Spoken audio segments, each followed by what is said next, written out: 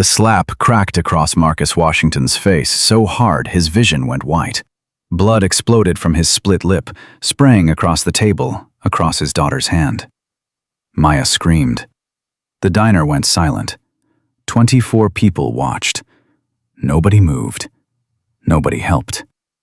Travis Mitchell stood over the black man, laughing, fist still raised, gold chain swinging. "Stay down, boy." Marcus didn't move, didn't blink. Blood dripped from his chin onto his flannel shirt. But his hands stayed perfectly flat on the table, calm, controlled, deadly. Travis saw a broken man. He didn't see the 37 ways those hands could kill him. Didn't see Delta Force. Didn't see Reaper. He was about to learn. Before we continue, hit that subscribe button and drop a comment telling us what city you're watching from. We want to see how far this story travels. Now let's find out what happens when you push a Delta Force operator too far. Marcus had tasted blood before. Kandahar, when an IED shredded his Humvee.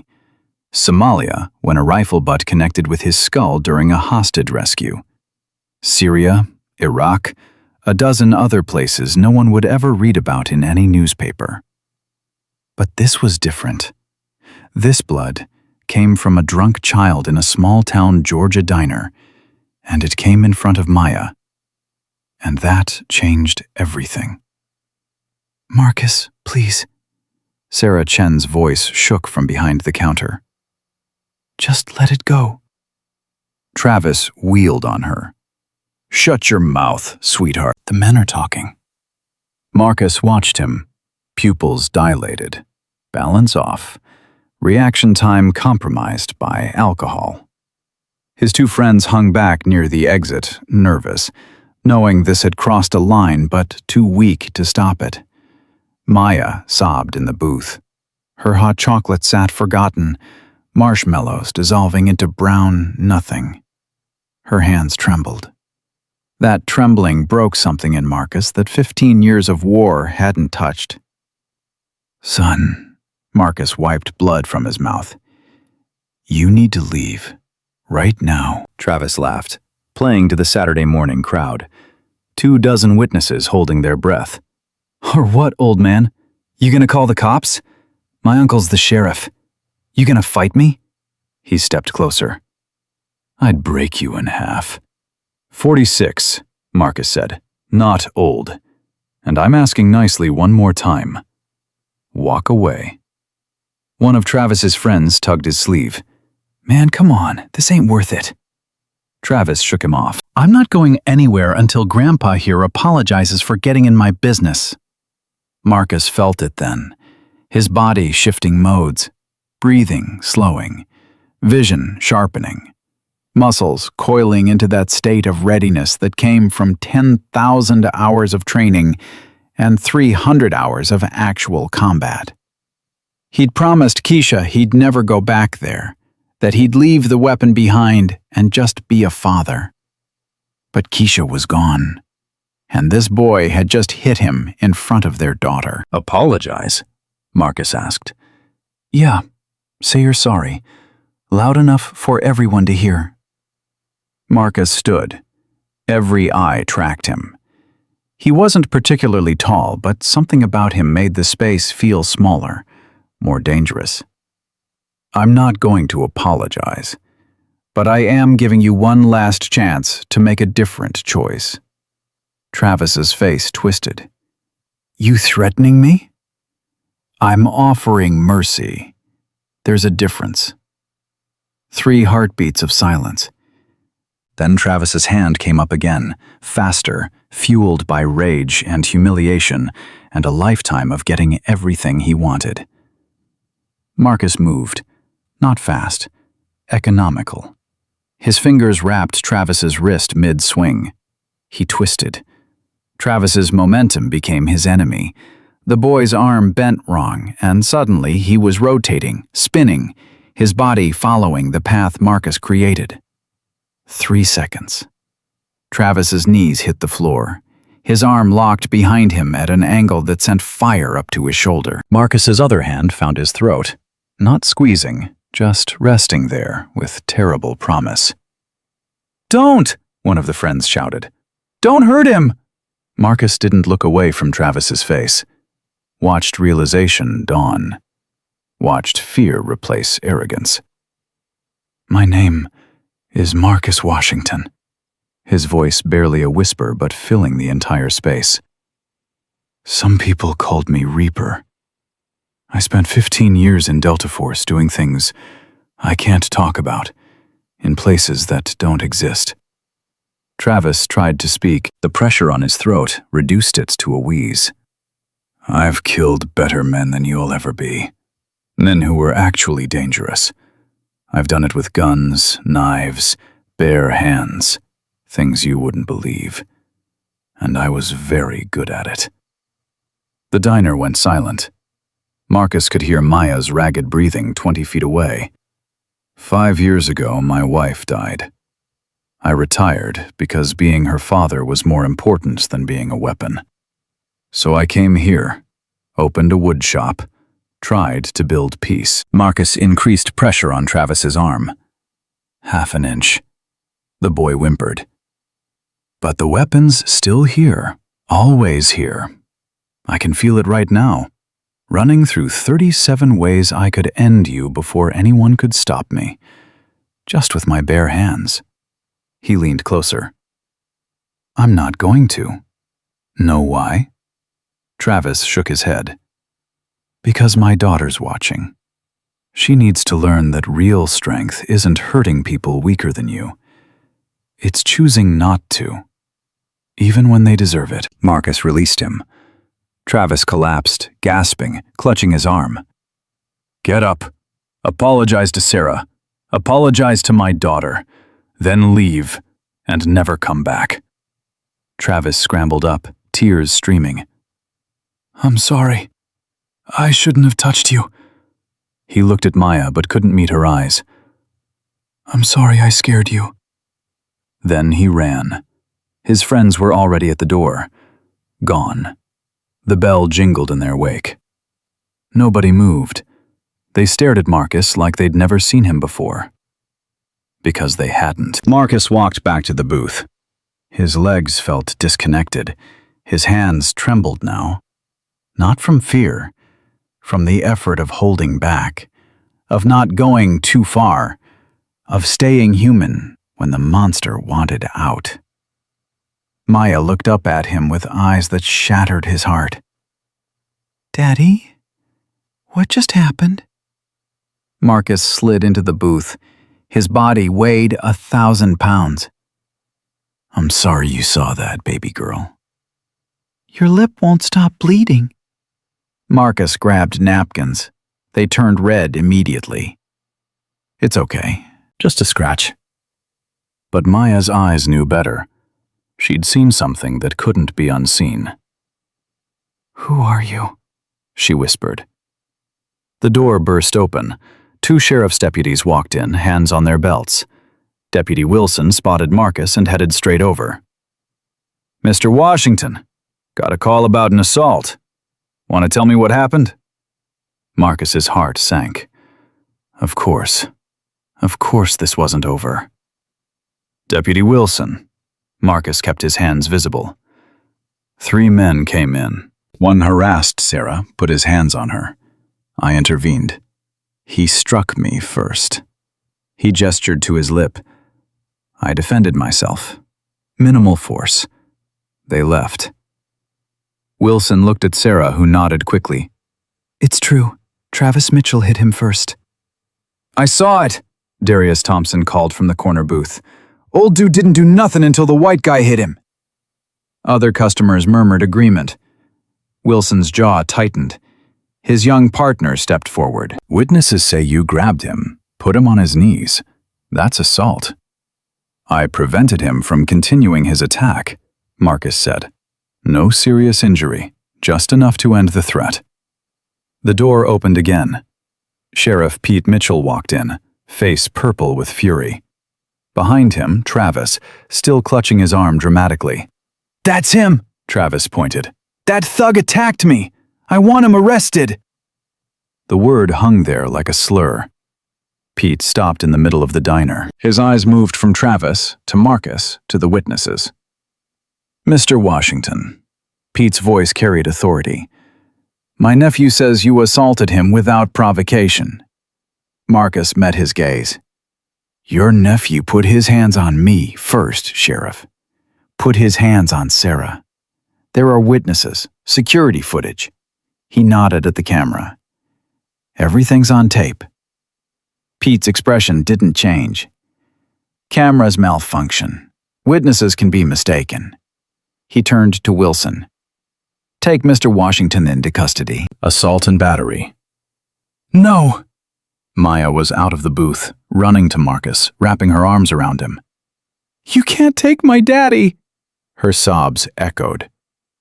Marcus knelt, taking her face in his hands. "Maya, baby, listen. I need you to be brave. I'm going with these officers. We're going to talk. Then I'm coming home. I promise." "What if you don't?" Maya's voice broke. "What if they take you away like Mommy?" The question destroyed him. Marcus pulled her close. "Nothing's going to take me from you.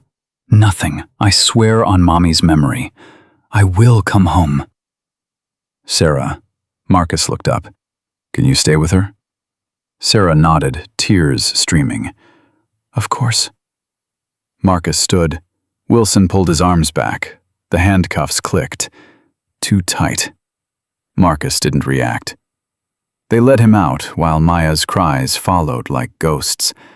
The last thing he saw was his daughter's face pressed against the window, small hand raised, her world falling apart for the second time. And Marcus made a decision. He'd tried peace. He'd tried quiet. But if they were going to threaten his daughter, they were going to learn why Delta Force operators earned names like Reaper.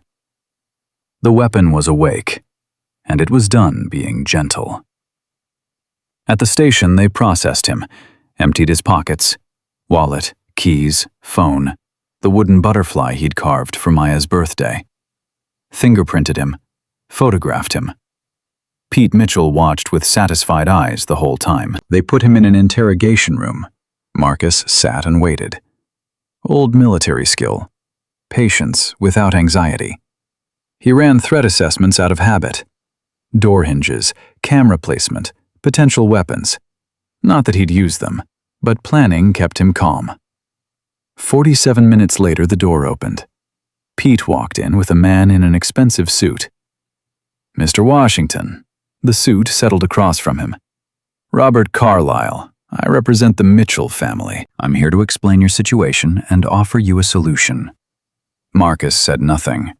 Carlyle smiled like a shark. "You assaulted a prominent community member. The charges are serious. Assault, battery, possibly aggravated assault. You're looking at significant jail time." "His arm's not broken," Marcus said quietly. "Joint lock, carefully applied. I know the difference." The smile flickered.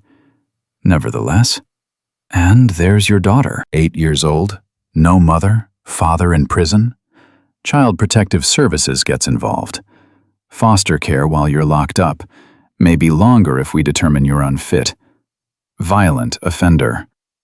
Marcus's hands twitched. "However," Carlyle slid a document across the table. "We don't want that. Neither do you. Sign this confession. You lost your temper, assaulted Travis without provocation, plead guilty, serve 6 months county jail, probably less with good behavior. When you get out, relocate your business, far from here. Everyone moves on." Marcus looked at the paper, at Carlyle, at Pete leaning against the wall. "No." Carlyle blinked. "Excuse me. I didn't assault anyone. He assaulted me. Multiple witnesses. Security footage confirms it." Pete laughed. "Cameras malfunction. Hard drives corrupt. Technology fails." "And witnesses?" Marcus asked. Change their stories. Pete's voice went flat. This is a small town, Mr. Washington. The Mitchell family employs half the county, owns most commercial property, sits on every board that matters. Nobody's standing up for an outsider. He leaned forward. Especially not for someone who's only been here 5 years. Marcus heard what wasn't said, heard it in the pause, in Pete's eyes flicking over his skin. I want my phone call, Marcus said. That's my right. Pete shrugged. Sure, call whoever. Won't change anything. Not a lawyer, Marcus said. Someone else. Pete slid the phone across. Make it quick. Marcus picked it up and dialed a number from memory, a number he'd sworn never to call again. A number connecting him to shadows and secrets and power beyond small-town badges. 1 ring. 2. 3. Secure line, identify. The voice was familiar, authoritative, someone accustomed to being obeyed. Reaper, Marcus said quietly. Authentication Charlie Delta 79er Tango. Pause. Good God. Marcus? Yes, sir, Colonel Brooks. I need extraction. Situation? Civilian custody, false charges, corruption. They're threatening my daughter. Another pause. Marcus heard wheels turning, resources mobilizing. Hold position. Activating response package. ETA 90 minutes. Don't sign anything. Don't say anything. Hold the line, Reaper. We're coming. Copy that. Marcus ended the call, slid the phone back. Pete smiled. Feel better? Got your call? Yes, thank you. So, Carlyle pushed the confession closer. Ready to be reasonable? Marcus leaned back, folded his hands. I'll wait. You didn't call a lawyer, Pete said. No, I didn't.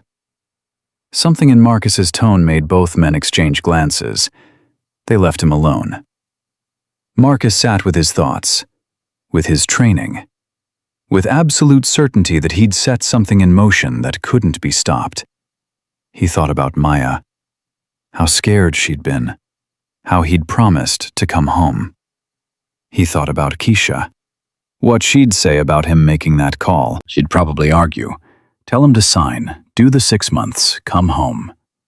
But she'd understand why he couldn't, why bending to injustice would teach Maya the wrong lesson, that power always wins, that truth doesn't matter, that being right means nothing when you're black in a system designed to grind you down. 83 minutes passed. Then Marcus heard it. Commotion in the outer office, raised voices, authority overriding protest. The door opened. Colonel Harrison Brooks walked in wearing civilian clothes, khakis, polo shirt, but nothing civilian about how he moved. A woman flanked him, 30s, combat veteran bearing, and a younger man, 2 alert eyes, intelligence personnel. Brooks had spent 38 years in military intelligence and special operations, commanded Delta Force, overseen operations on 5 continents, retired with enough connections to make senators nervous and generals respectful. He'd been Marcus's commanding officer for 8 years, watched him become one of the most effective assets in unit history, signed off on Marcus's discharge when Keisha died, and checked in every few months to make sure his best operator hadn't disappeared. Marcus stood. Colonel. Brooks smiled. Reaper. Wish it was under better circumstances. Pete burst in behind them, face purple. You can't just... Brooks turned. Something in his gaze stopped Pete cold. Sheriff Mitchell. Brooks's voice was pleasant. My name is Harrison Brooks. These are Major Sarah Chen and Specialist James Rodriguez. We're here about the man you're holding. He produced a card. Simple. Just a name and number. Pete took it. His hand trembled. His face drained of color. Who are you? Brooks's smile widened. showing teeth. "I'm the man who's going to explain why you're releasing Marcus Washington immediately. No charges. Sincere apology. Promise to never bother him or his daughter again." Pause. "And then I'm explaining why the FBI is pulling your financial records, communications logs, and interviewing everyone you've harassed over 23 years. Pete went white. "You can't. Already have." Brooks was mild. "The package is being delivered to the nearest FBI field office right now. Your nephew's criminal history. 3 assault charges mysteriously dropped. Campaign contributions from people you've protected. Payment from businesses you've shaken down. Very thorough." He leaned closer. "You made a catastrophic mistake, Sheriff. You threatened a man who spent 15 years doing things you can't imagine. And worse, much worse, you threatened his daughter." Brooks pulled out a tablet, showed Pete. Security footage from the diner, crystal clear. Travis harassing Sarah. Marcus trying to defuse. Travis striking first. Everything. "Funny thing about cameras." Brooks's voice was silk. "The good ones are hard to corrupt. This footage is currently with the FBI, Department of Justice, and 3 major news organizations. If anything happens to Marcus Washington or his daughter, it goes public, along with everything else." He put the tablet away. "Here's what happens, Sheriff. You release Mr. Washington. You personally apologize. You make sure your nephew understands if he ever comes near the Washington family again, there won't be enough left to identify. Then you retire, quietly, immediately." "And if I don't?" Brooks checked his watch. "FBI arrives in 15 minutes. Instead of quiet retirement, you get a very public trial for corruption, abuse of power, civil rights violations. Your choice." Major Chen leaned in. "Colonel, package delivered. Field office confirms receipt." Brooks nodded, turned to Pete. "Clock's ticking, Sheriff." Marcus walked out 20 minutes later. Free, no charges, no record. Brooks waited by a black SUV, smoking. "Colonel." "Thank you." Brooks waved it off. "You called, I came. That's how it works." He took a drag. "FBI will keep Mitchell busy. He'll resign in a week. Nephew will leave town. You should be clear." Marcus nodded. "I could have handled it differently. You could have killed him. Would have been justified. Would have been messy. You showed restraint." Pause. "Keisha would have been proud." Marcus's throat tightened. "I don't want Maya thinking violence is the answer," Marcus said. "It's not, but sometimes it's the question. And the answer is, not yet. You knew when to fight and when to wait. That's what makes you exceptional."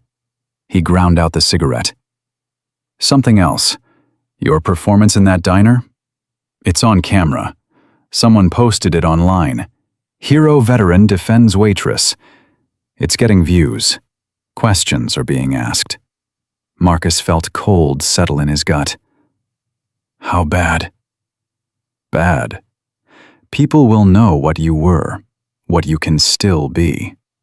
Brooks put a hand on his shoulder. "You wanted quiet. That might be difficult now. Question is, what are you going to do?" Marcus thought about Maya, about the fear in her eyes, about the promise he'd made. "I'm getting my daughter, taking her home, figuring out how to explain this to an 8-year-old. Brooks smiled. "You'll find the words." He handed Marcus a card. "If you need anything." Marcus took it. "Thank you, sir." "Stop calling me sir. I'm retired. It's Harrison." "Thank you, Harrison." As Marcus walked away, Brooks called out, "Marcus, one more thing." Marcus turned.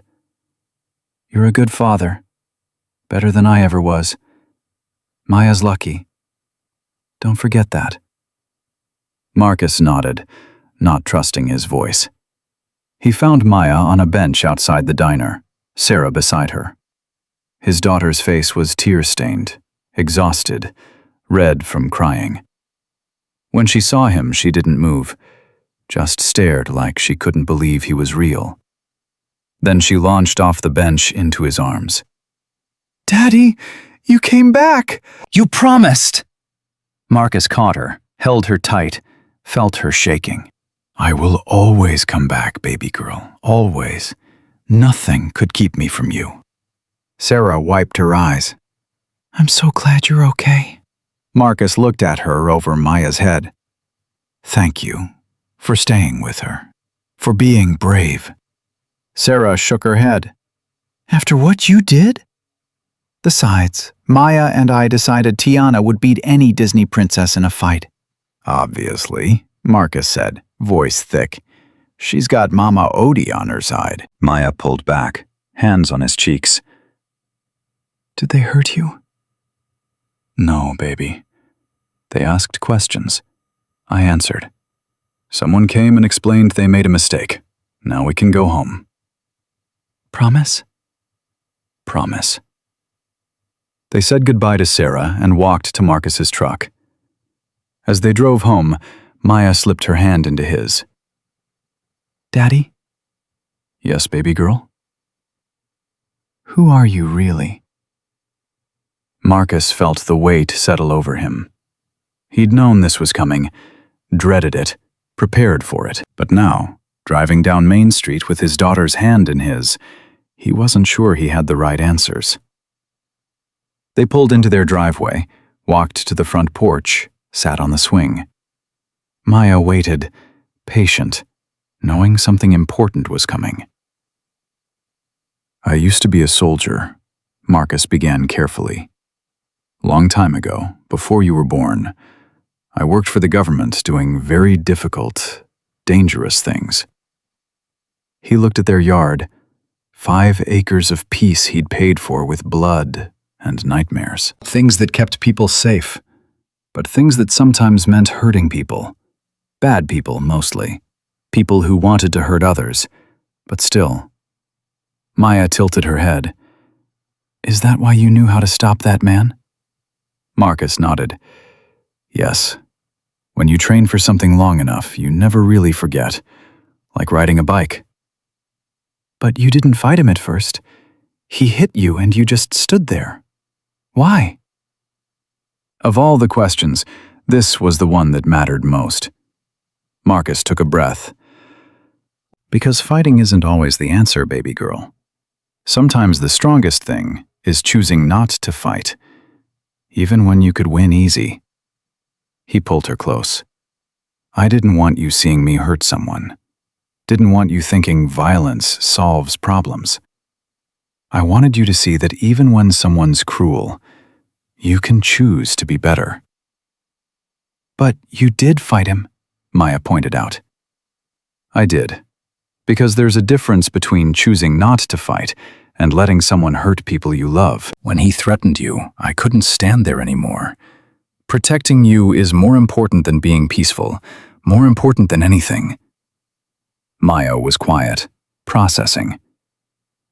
"Mommy knew, didn't she?" Marcus's throat tightened. "She knew everything. Before we got married, before you were born. She made me promise if we were going to be a family, I'd retire, choose being your daddy over being a soldier." "And you did?" "And I did. Best decision I ever made. Your mama was smart. She said I was like a dragon who decided to stop breathing fire. Still dangerous, but choosing to be gentle." Maya smiled. Small, but real. "Daddy the dragon." Daddy the dragon who just wants to make furniture and take care of his girl. They sat watching fireflies wake up in the tall grass, listening to dogs bark and kids play. Normal sounds. Safe sounds. "Daddy?" Maya's voice was soft. "Will you teach me to protect myself?" Marcus hesitated.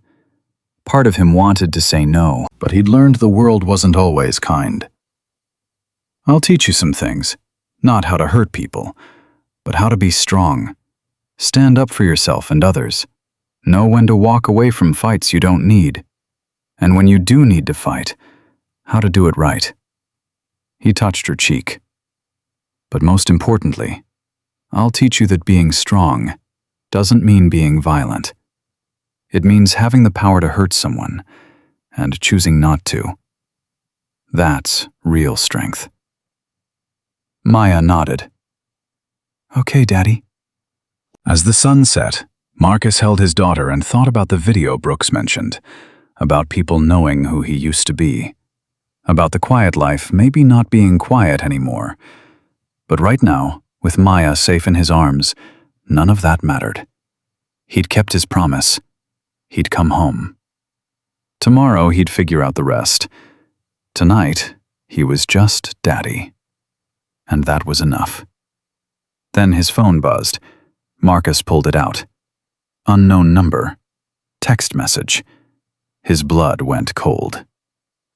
"Nice video. 4 million views in 3 hours. The world knows about Reaper now. Hope your daughter's ready for what comes next. TM." Travis Mitchell. Marcus looked at Maya, safe in his arms, and felt the dragon stir again. This wasn't over. It was just beginning. Marcus stared at the screen. 4 million views. His hands wanted to crush the phone. Instead, he set it down carefully on the porch swing. Maya was watching him. Always watching. "Daddy, your face looks scary." He forced his expression to soften. "Just thinking, baby girl. Nothing for you to worry about." But everything was to worry about. His phone buzzed again, then again. Then it didn't stop. Text messages flooding in, unknown numbers, known numbers he hadn't heard from in 5 years. Jenkins. "Holy shit, Marcus, is that really you?" Davidson. "Reaper? Thought you were dead. Call me." Unknown. "You owe me money from Kandahar. Time to pay up." Unknown. "I know where you live now. Thanks for the video. Your daughter's pretty. Would be a shame if..." Marcus powered off the phone before Maya could see his hand shaking. Not from fear, from rage. The dragon wasn't just stirring anymore. It was awake. It was hungry. And it was done being patient. "Inside," Marcus said. "Now!" Maya heard the tone. She didn't argue. They went into the house. Marcus locked the door, drew the curtains, checked every window. Old habits from tactical operations. Secure the perimeter. Eliminate sightlines. Control access points. Maya sat on the couch, pulling her knees to her chest. "Daddy, what's happening?" Marcus knelt in front of her, took her hands. "Remember what we talked about? About me being a soldier?" She nodded. "Some people saw what happened at the diner. They put it on the internet. Now a lot of people know who I used to be. And some of those people aren't good people." Maya's eyes went wide. "Are they going to hurt us?" "No," Marcus said it with absolute certainty. "Because I'm not going to let them. But we need to be careful for a little while, okay?" "Okay." His phone powered back on by itself. Marcus had turned it off, but it came back on. That wasn't possible unless someone had remote access. Unless someone with serious technical skills wanted him to see something. A video call was coming through. Unknown number. Marcus almost declined it. Then he saw the preview image. A freeze frame of Maya walking into school yesterday morning. Backpack on, hair in the braids he'd done, smiling at something her friend said. Someone had been watching her. Someone had been following her. Marcus answered the call. The screen showed a man, late 40s, expensive suit. Background was neutral, could be anywhere. His face was familiar in a way that made Marcus's blood run cold. "Hello, Reaper." The man's voice was smooth, educated, European accent. German, maybe. It's been a long time. Marcus moved Maya behind him, kept his voice level. Who are you? The man smiled. You don't remember? Mosul, 2019. You killed my brother. Marcus's mind raced through operations. Mosul, 2019. Dozens of targets, hundreds of threats eliminated. Which one had a brother with resources like this? I kill a lot of people in Mosul, Marcus said. You'll have to be more specific. Dmitry Volkov. You put 2 bullets in his head during a raid on a weapons depot. Didn't even confirm the kill. Just moved to the next target. The man's smile didn't waver. Very efficient. Very professional. My name is Viktor Volkov, and I've been looking for you for 5 years. Marcus felt ice form in his gut. He remembered Dmitry Volkov. Russian arms dealer, sold weapons to terrorists across 3 continents. The raid had taken out his entire operation. 63 kills that night. Dmitry had been number 47. What do you want? Justice. Revenge. Whatever you want to call it. Victor leaned forward. I want you to suffer the way I suffered. I want you to lose what you love most. Marcus moved between the phone and Maya. You touch my daughter. I won't have to touch her. Victor's smile widened. Your little friend Travis Mitchell is quite motivated, quite angry, and quite wealthy. We've come to an arrangement. He provides the money and local access. I provide the expertise. Together we're going to make your life very interesting. The call ended. Marcus stood frozen for 3 seconds, processing, calculating. Then he moved. Maya, pack a bag. Clothes for 3 days. Your stuffed rabbit, nothing else. You have 2 minutes. Daddy! Now! Maya ran to her room. Marcus went to his bedroom, pulled his emergency bag from the top of the closet. It was always packed, always ready. He'd told himself it was paranoia. Turned out it was preparation. Cash, $10,000 in hundreds. Fake IDs for him and Maya. Burner phones. A Glock 19 with 3 spare magazines. A tactical knife. First aid kit. Everything he'd need to disappear. He'd sworn he'd never run again. But that was before Viktor Volkov found him. Before Travis Mitchell became more than just a spoiled kid. Before his daughter became a target. His main phone rang. Not a video call this time, audio only. Colonel Brooks. Marcus answered. Brooks, we have a problem. I know. I saw the video. 4 million views and climbing. Every intelligence agency in the world is running facial recognition on you right now. Your cover's blown, Marcus. Completely. It's worse than that. Marcus checked the window. Street was empty. For now. Viktor Volkov just called me. He's partnered with the Mitchell kid. They're coming from Maya. Brooks went silent. When he spoke again, his voice was hard. Viktor Volkov? The arms dealer? His brother. I killed Dmitry in Mosul. Christ. Marcus, you need to move. Now. I can have an extraction team to you in 4 hours. Not fast enough. I'm going dark. Taking Maya somewhere safe. Don't try to track me. Don't try to help. Just keep the FBI on Pete Mitchell and make sure he's too busy to cause problems. Marcus, wait! He ended the call, powered off the phone, pulled the SIM card, crushed it under his boot, threw the pieces in 3 different directions. Maya appeared with her backpack. Are we running away? Marcus knelt down, looked into those eyes that were so much like Keisha's. We're being smart. There's a difference. Bad people know where we live now, so we're going somewhere they can't find us. Just for a little while, until I can fix this. How are you going to fix it? By doing what I do best. They went out the back door. Marcus had a truck parked 2 streets over, a 1995 Ford F-150, registered to a dead man, paid for in cash, insurance under a fake name. He'd bought it 3 years ago. Just in case had arrived. They were halfway to the truck when Marcus heard it, a car engine, coming up fast. Not the sound of someone driving home, the sound of someone hunting. "Run," Marcus said. "What?" "Run."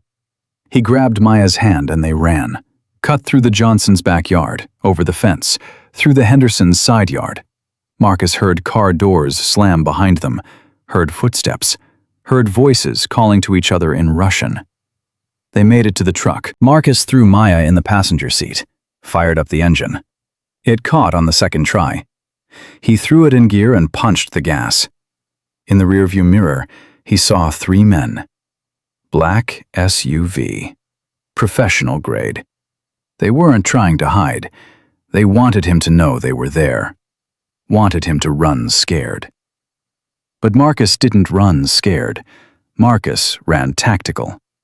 He took 3 random turns, doubled back twice, confirmed he'd lost them, then headed for the highway. Maya was silent beside him, clutching her rabbit, not crying, being brave like he'd taught her. "Where are we going?" she finally asked. "You remember Uncle Terence, from the army?" She nodded. "He's got a cabin in North Carolina. Nobody knows about it, not even the government. We're going to stay there until this blows over." "Is it going to blow over?" Marcus didn't answer right away. He merged onto I-85, headed north. "I'm going to make it blow over." They drove in silence for 20 minutes. Then Maya spoke again. "Daddy, the man on the phone, when he said you killed his brother, did you?" Marcus's hands tightened on the wheel. "Yes." "Was he a bad person?" "Very bad. He sold weapons to terrorists, people who hurt innocent families, children. I stopped him." "So you're a good person who did a bad thing to stop a bad person from doing worse things?" Marcus looked at his 8-year-old daughter. When had she gotten so wise? That's one way to look at it. "Mommy said you were a hero, that you saved lives." His throat went tight. "Your mommy said a lot of nice things about me that I didn't deserve." "I think you deserve them." They stopped for gas an hour later. Small station. Marcus paid cash, bought water and snacks, kept his eyes moving. Every car, every person. Threat assessment mode. He hated that Maya had to see him like this. Paranoid, hypervigilant. More weapon than father. Back on the road, Maya fell asleep against the window. Marcus drove through the night. His mind ran through scenarios. Volkov had resources, money, connections. He'd found Marcus after 5 years of searching. That took dedication. That took patience. That took a network. And now he had Travis Mitchell bankrolling him. Local knowledge, local hatred. A rich kid with a grudge and no sense. Marcus had fought terrorists, insurgents, trained soldiers, but he'd never fought someone with both money and a personal vendetta. Never fought someone who had nothing to lose and everything to prove. This was going to get ugly. His burner phone buzzed. Only 3 people had this number: Brooks, Terrence, and Sarah Chen from the diner. The text was from Sarah. "Mr. Washington, are you okay? There are men asking about you, showing your picture. They scared me." Marcus pulled over, texted back. "Don't tell them anything. You don't know me.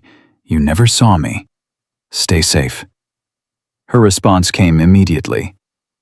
"Too late. I already told them you were always nice to me. They're going to everyone you know, the whole town." Marcus closed his eyes. Victor wasn't just coming for him. He was burning down everything Marcus had built here.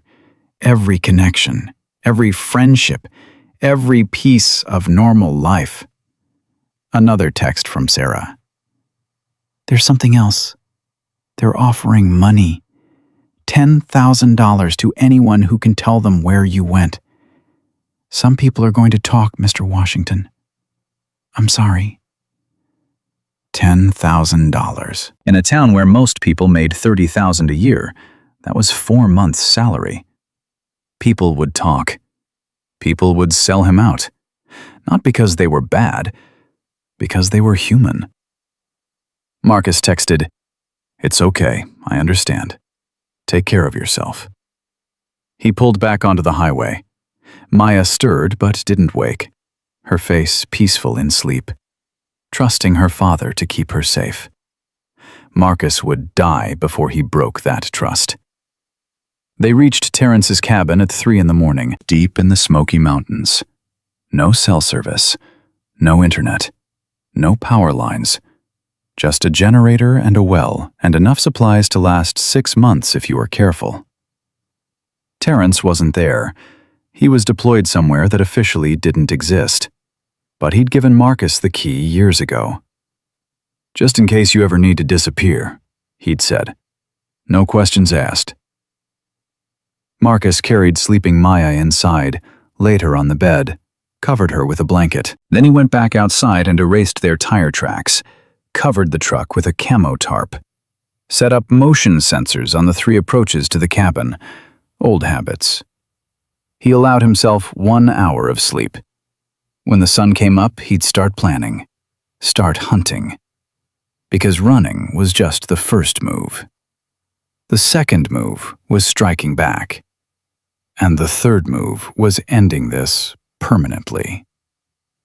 But for 1 hour, he sat in a chair watching his daughter sleep and remembered what Keisha used to say. "You're not just a weapon, Marcus. You're a father. You're a person. Don't forget that." He was trying. God, he was trying. But when men like Viktor Volkov came for what you loved, the weapon was the only language they understood. Maya woke up at dawn. She looked around the cabin. 1 room. Rustic. Rough. Nothing like their home. But she didn't complain. She just asked, "Are we safe here?" "For now." "For how long?" "Until I make sure we're safe everywhere." She thought about that, then nodded. "What are you going to do?" Marcus loaded the Glock, checked the magazine, chambered around. "What I should have done 5 years ago. I'm going to end this." "By yourself?" "I work better alone." "But you have friends. The man who came to the police station, Colonel Brooks. Can't he help?" Marcus set down the gun, looked at his daughter. "Sometimes asking for help puts the people you care about in danger. Sometimes the best way to protect people is to keep them away from the fight." "Is that what you're doing with me? Keeping me away?" "You're not part of this fight, baby girl. You're what I'm fighting for." Maya stood up, walked over to him, put her small hand on his. "I know you're scared." "I'm not scared." "Yes, you are. I can tell. You're scared something's going to happen to me like it happened to Mommy.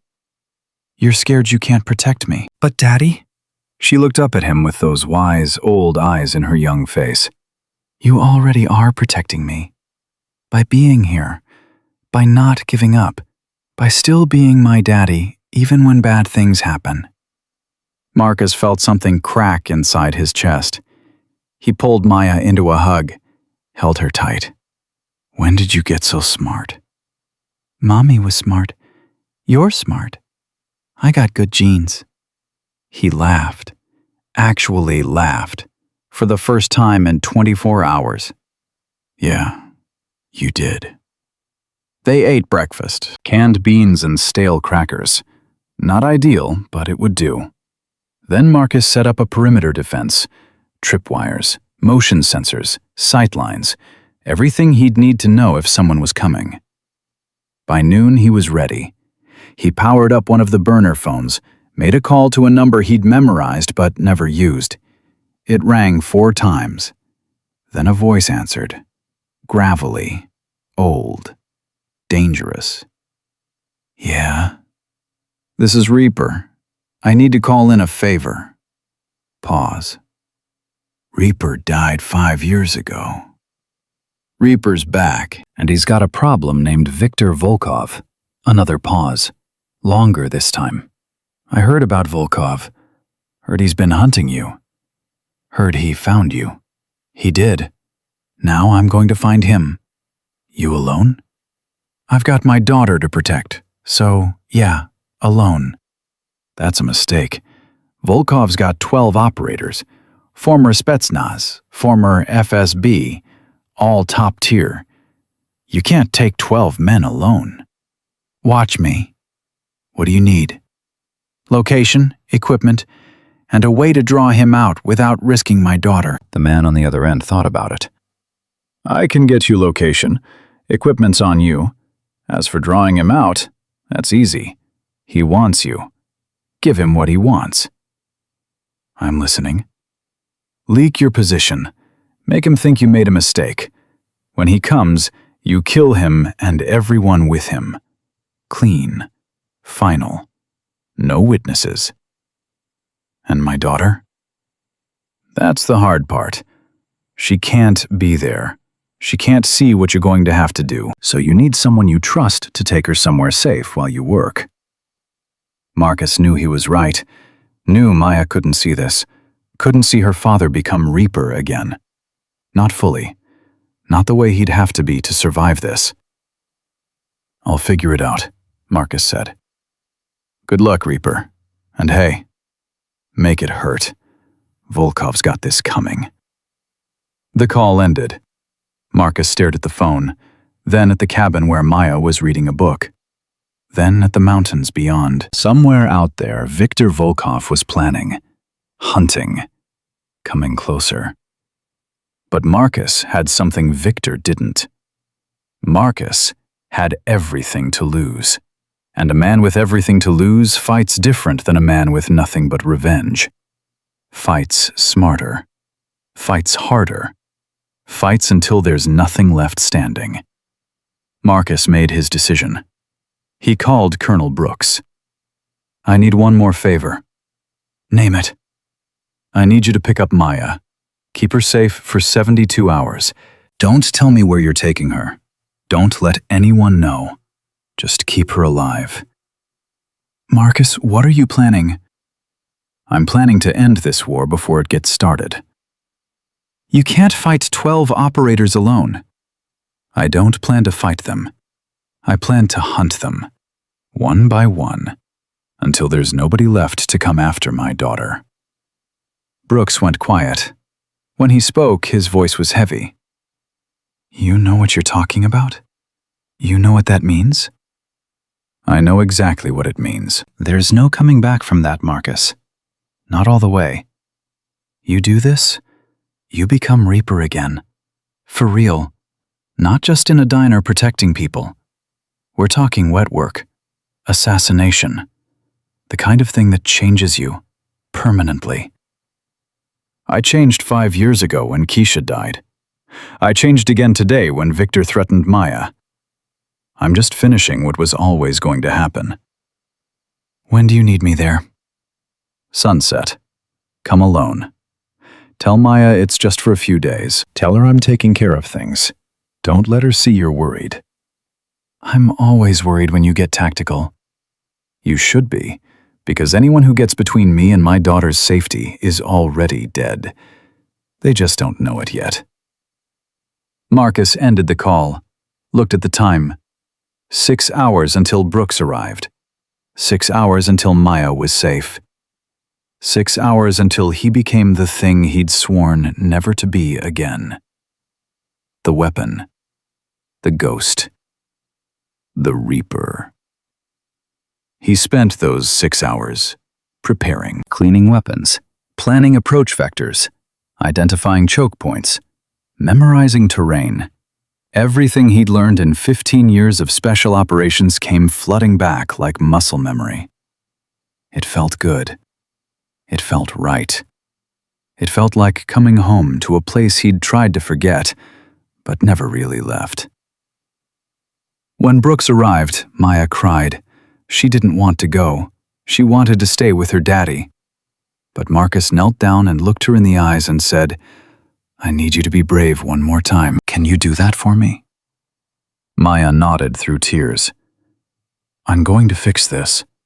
And then I'm coming to get you. And we're going to go home and everything's going to be normal again. I promise." "You promised before, and the police took you away." "I kept that promise. I came back. And I'm going to keep this one too. But I need you to trust me. Can you trust me?" Maya threw her arms around his neck. "I trust you, Daddy. I love you."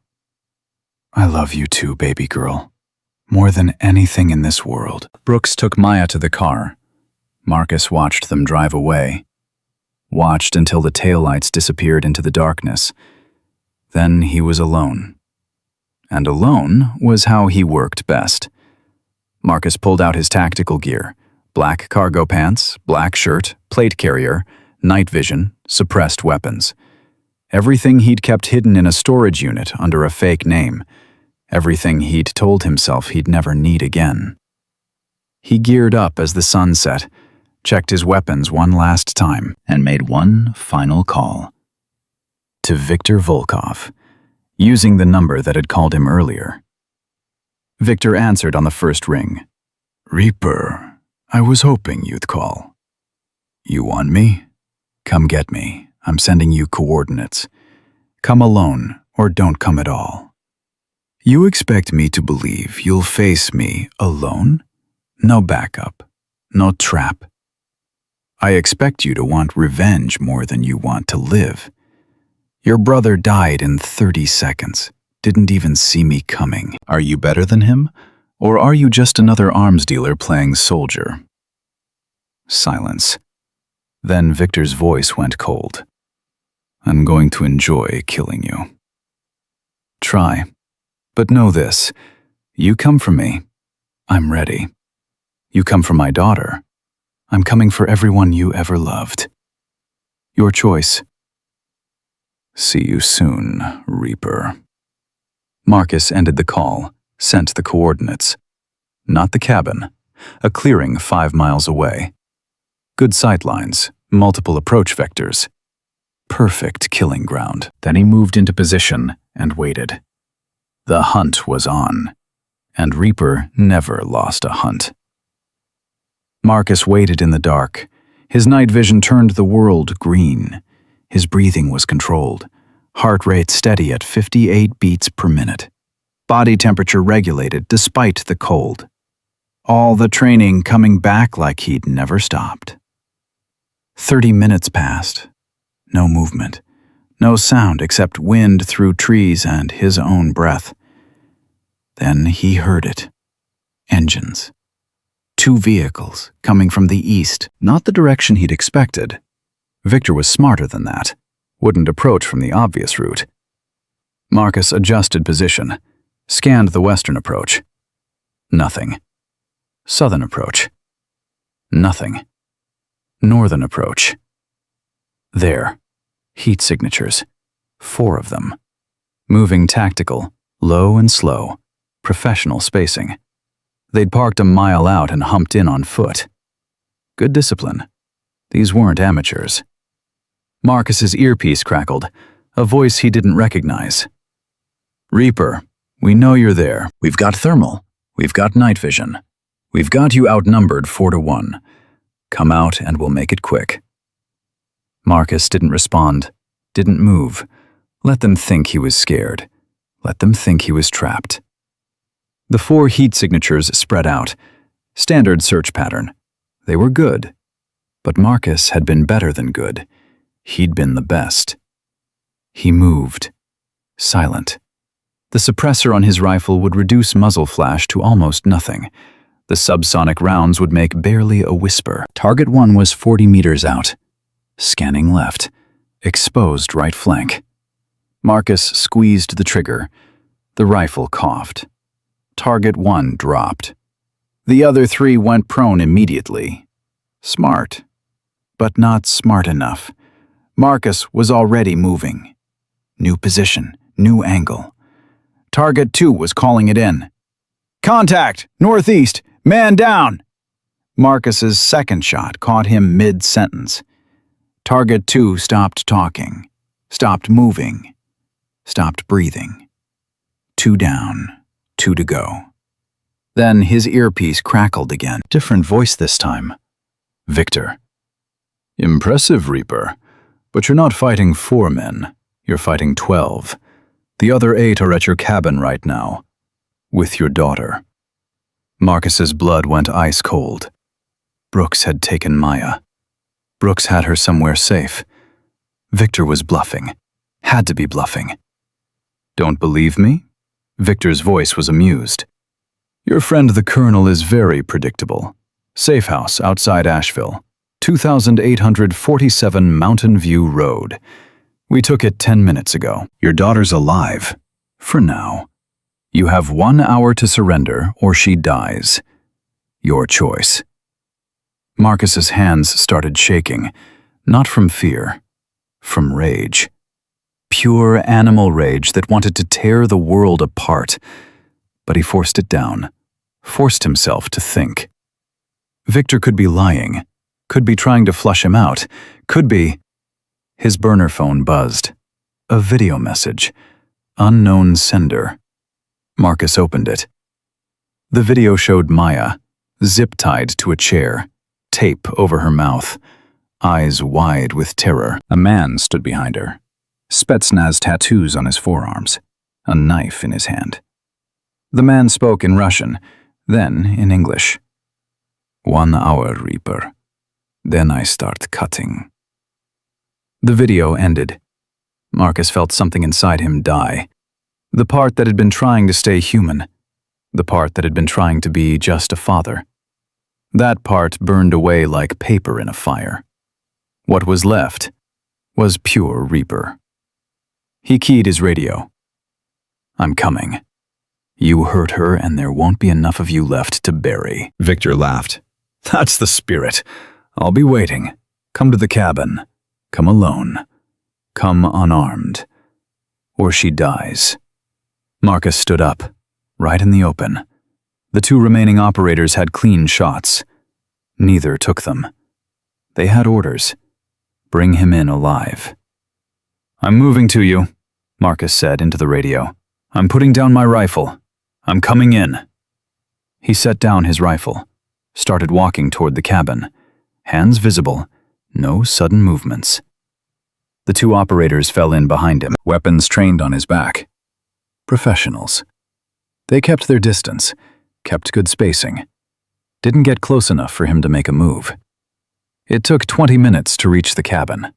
The whole time, Marcus's mind was running calculations. 12 operators, minus 2 he'd killed. 10 left. At least 3 would be guarding Maya.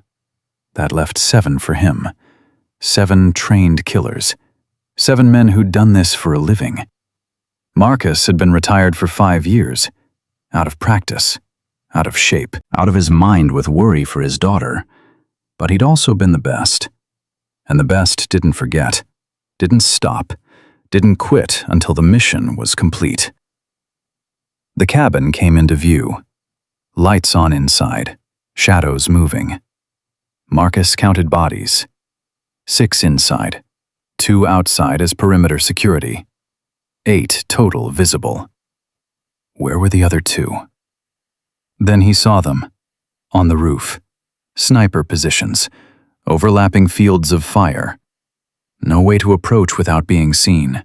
No way to fight without being shot. Victor had planned this well. The cabin door opened. Viktor Volkov stepped out. He looked nothing like his brother. Dmitri had been brutish, rough. Victor was refined, educated, dangerous in a completely different way. "Reaper," Victor smiled. "Thank you for coming. I admit I'm surprised. I thought you'd try something clever, a rescue attempt perhaps. But no, you just walked right in. For your daughter. How touching. Let me see her. Victor gestured. One of his men dragged Maya out. She was crying, trying to talk through the tape. Her eyes found Marcus, and something in them broke his heart. Trust.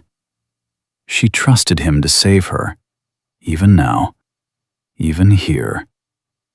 She's alive, Victor said, as promised. Now we discuss terms. Terms? Marcus's voice was flat, dead. You wanted revenge. Here I am. Let her go. Oh no, it's not that simple. You see, killing you would be too quick, too easy. I want you to suffer, really suffer, the way I suffered when you killed my brother. Victor pulled out a phone, showed Marcus a video. It was the raid in Mosul, night vision footage, Marcus moving through the warehouse, efficient, professional, killing with precision, target after target, until he reached Dmitri. 2 shots, center mass and head. Textbook.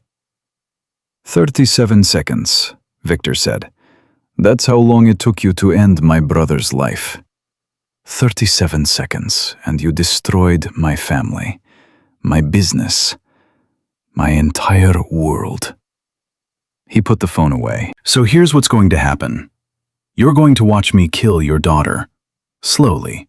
Painfully. And then I'm going to let you live. Let you suffer. Let you know that you failed to protect the one thing you loved most. Marcus didn't move, didn't speak. His mind was calculating. Distance to Maya, number of hostiles, weapons positions, sight lines, exit routes, processing hundreds of variables in seconds. Nothing to say? Victor asked. Marcus looked at him, really looked at him, saw the pain there, the rage, the grief. This wasn't just revenge. This was a brother who'd lost everything. Your brother was selling weapons to terrorists, Marcus said quietly. Weapons that killed children, killed families. If I hadn't stopped him, how many more would have died? That wasn't your decision to make. It was exactly my decision. That was my job. Stop threats, protect innocence. Your brother was a threat. I stopped him. I'd do it again. Victor's face went dark. Then you'll watch your daughter die knowing it's your fault. Your choices. Your consequences. He nodded to the man holding Maya. The man pulled out his knife. Marcus closed his eyes, not in fear, in focus. When he opened them, he wasn't Marcus Washington anymore. Wasn't a father. Wasn't a carpenter. Wasn't human. He was Reaper. And Reaper had been waiting for this. Victor, Marcus said. His voice changed, colder, harder. The voice of a man who'd killed hundreds. You made 3 mistakes. Victor paused. Oh? First mistake, you assumed I came alone. Victor's smile faltered. You're bluffing. Second mistake, you thought I'd surrender without a plan. What plan? You're unarmed, outnumbered, surrounded. Marcus smiled. It wasn't a nice smile. Third mistake, you thought I was still Marcus Washington. But Marcus died the second you touched my daughter. Now there's only Reaper. And Reaper doesn't lose. He clicked his teeth together twice. A signal.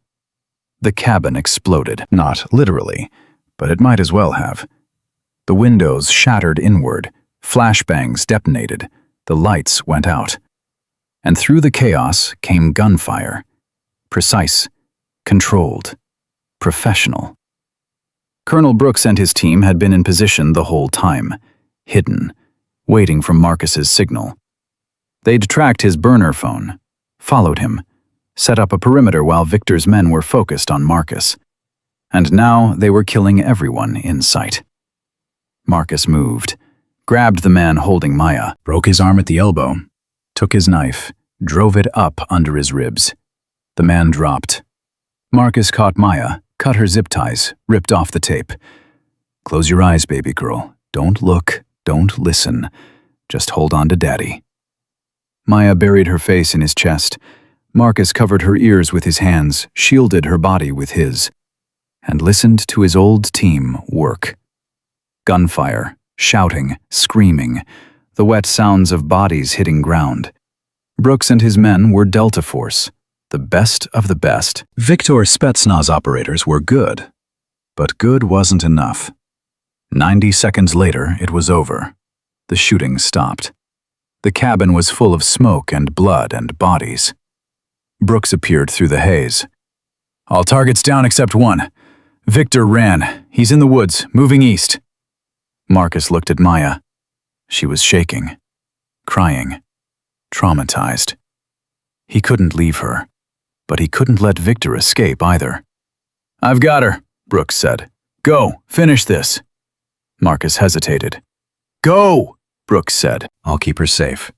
You have my word. My life. Go end this." Marcus kissed Maya's forehead. "I'll be right back, I promise. Colonel Brooks is going to take care of you. You're safe now. You're safe." He handed her to Brooks, picked up a rifle from one of the dead operators, checked the magazine. Full. He moved to the door, stopped, looked back at Maya one more time. She was watching him, even through the tears, even through the fear. Watching her father. "I love you, baby girl." "I love you too, Daddy." Then Marcus was gone, moving into the darkness, following Victor's trail. The man was running scared, making noise, breaking branches, leaving tracks. Amateur hour. Marcus moved silent as a ghost. This was his element. Night. Woods.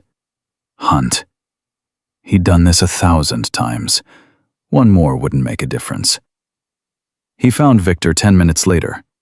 The man was hiding behind a fallen tree, gun in hand, breathing hard, listening for pursuit. Marcus stepped on a branch, deliberately. Let it crack. Victor spun, fired 3 times, wild, panicked. Didn't come close. Marcus didn't return fire. He stepped out where Victor could see him.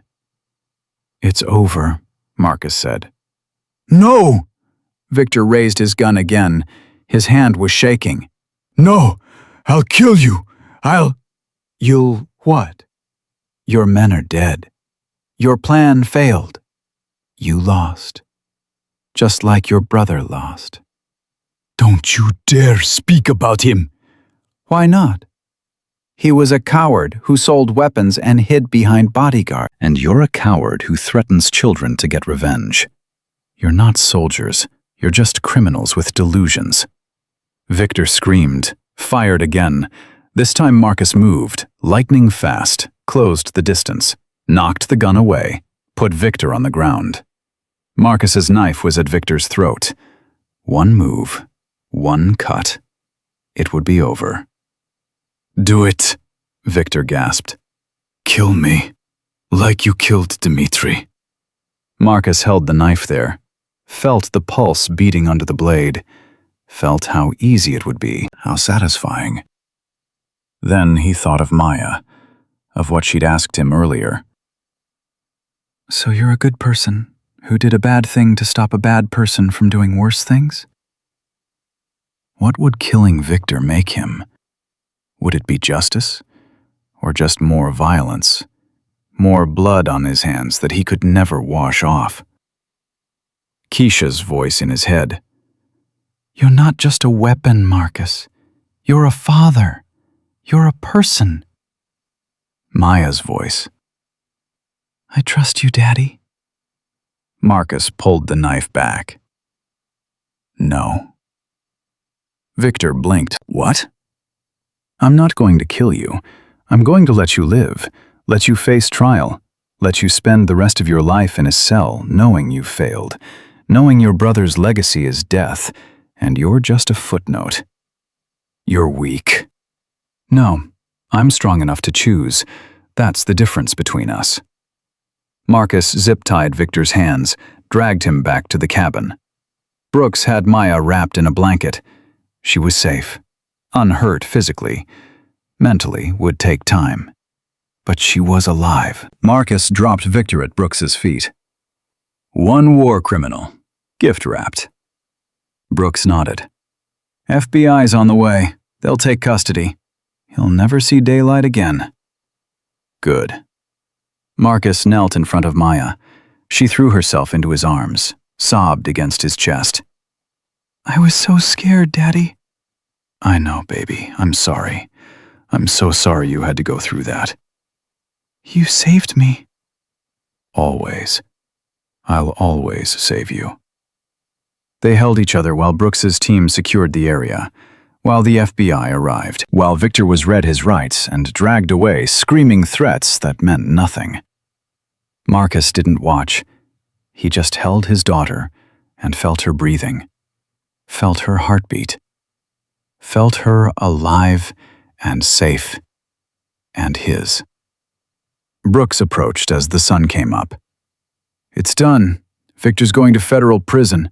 Travis Mitchell's been arrested as an accessory. The FBI found evidence of their communications, planning, payment. He's looking at 20 years minimum.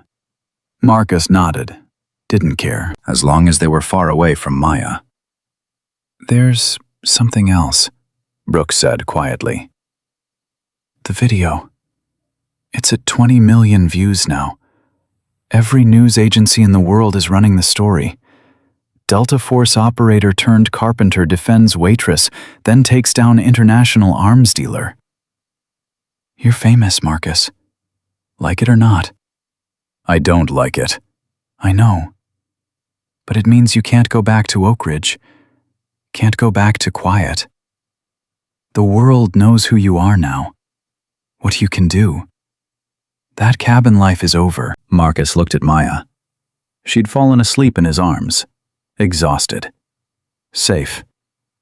Home. Then we'll find a new cabin, Marcus said. A new town. A new life. As many times as it takes. As long as she's safe, I don't care where we are. Brooks smiled. You're a good father, Marcus. Don't forget that. I'm trying not to. They drove back to the original cabin, packed their things. Maya woke up halfway through.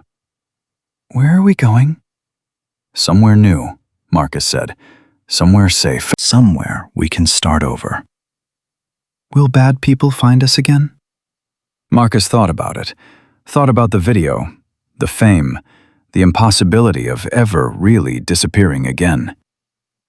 Maybe, he said honestly. But if they do, I'll be ready. And I'll keep you safe. That's my job. That's what fathers do. Maya nodded, accepted it. She was growing up too fast, seeing too much, learning too young that the world wasn't safe, that monsters were real, that her father was both protector and weapon. But she was also learning that love was stronger than fear, that family was worth fighting for, that standing up for what's right sometimes meant standing alone. They drove south. New names, new identities, new life waiting somewhere down the highway. Marcus's phone rang. Not his burner, his old phone, the one he'd destroyed. But somehow it was ringing. He answered. Hello, Reaper. The voice was female, cultured, dangerous. My name is Director Sarah Chen, not the waitress. Different Sarah Chen. I run a special task force within the DOJ. We handle threats that conventional law enforcement can't. Terrorists, war criminals, people like Viktor Volkov. Marcus said nothing. We've been watching you, she continued. Watched you in the diner. Watched you take down Volkov's team. Watched you spare his life when you could have killed him. That shows judgment, control, qualities we need. I'm retired.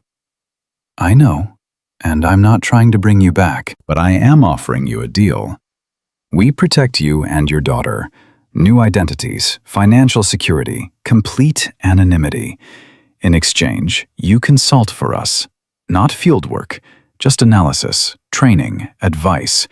Use your experience to help us stop people like Volkov before they hurt innocents. And if I say no?